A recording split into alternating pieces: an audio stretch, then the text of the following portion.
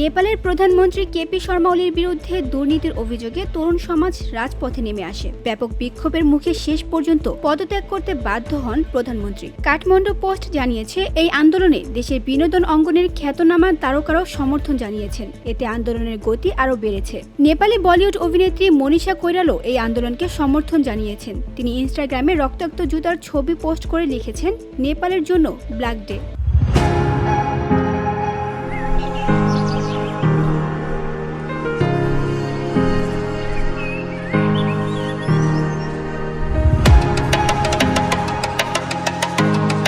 অভিনেতা ও পরিচালক নিশ্চল বসনেত এক ভিডিও বার্তায় বলেন, ক্ষমতায় গিয়ে নেতারা সাধারণ নাগরিকদের ভুলে যান। তবে এবারের আন্দোলন ভিন্ন। এটি নেতৃত্ব দিচ্ছে তরুণ নেপালিরা, যারা জবাবদিহি চাইছে। গায়ক ও অভিনেতা প্রকাশ সাপুত জানান, তিনি তার দুই ভাইকে 25,000 রুপি করে পাঠিয়েছেন বিক্ষোভকারীদের জন্য পানি ও খাবারের ব্যবস্থা করতে। তরুণদের উদ্দেশ্যে তিনি বলেন, শৃঙ্খলা বজায় রাখতে হবে এবং ক্লান্ত হওয়া যাবে না।